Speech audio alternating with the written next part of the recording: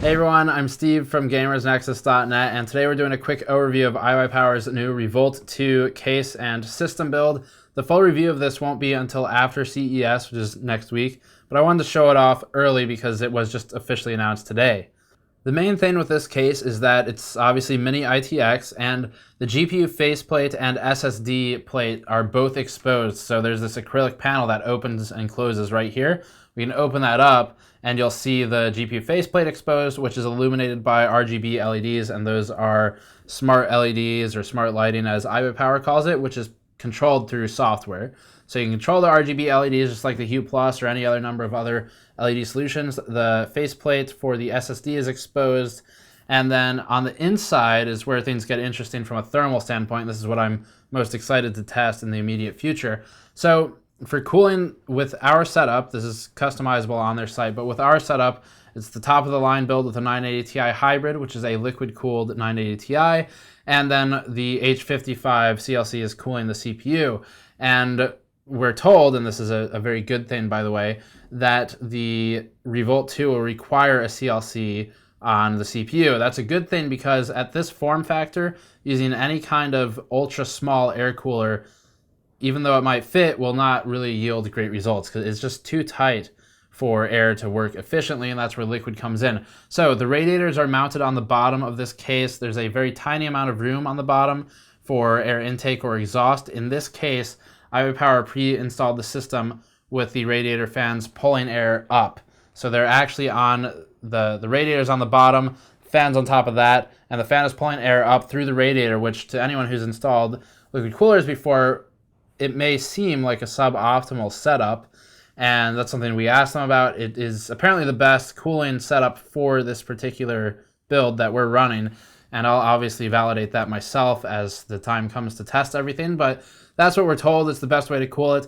The power supply has its fan facing the motherboard, and that should help with the chipset thermals. Chipsets get pretty hot in these tight MI/TX SFF builds, and that pulls air from the board, shoots it out the back as a power supply normally does. The video card, in this case 980 Ti hybrid, is using liquid cooling for the GPU, and then a blower fan for the VRM and VRAM, which is ideal for exhausting air out the back. Blower fans, which are found on the reference designs, push air exclusively out the back, whereas the push fans will sort of dissipate it through the case, which is fine if you're running a mid-tower or a bigger case.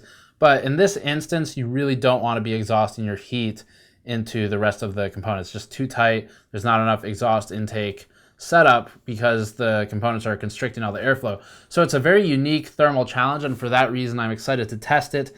The default configuration is definitely a fun one to test, but I do want to change the fan setup and see if we can make it work even better. So that's the Revolt 2 case right now. There's no real pricing as of yet. I can tell you that we know this build costs just under $2,000. That is with an i7-6700K, the 980 Ti hybrid, which is a pretty expensive card to begin with, $700 or so, 16 gigabytes of DDR4 RAM, the 240 gigabyte ADATA SSD, and then your other usual components like an 850 watt power supply in this case. So that's the Revolt 2. There's more information on the website, link in the description below. If you want to see some photos, you'll find those there as well.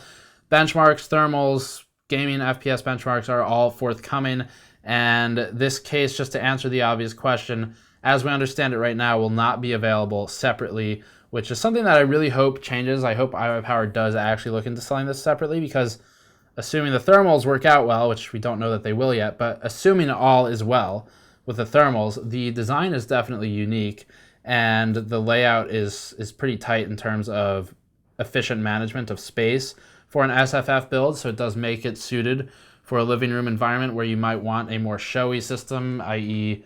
with an acrylic panel to show off your faceplate of the video card or SSD or what have you. So it could make a good box for DIY builders, which is what most of us are, but in the meantime, it is being sold exclusively with the iWiPower pre-built systems, and we'll see how things change, if at all, in the future. So that is all for this time. Thank you for watching. Hit the links in the description below for more information.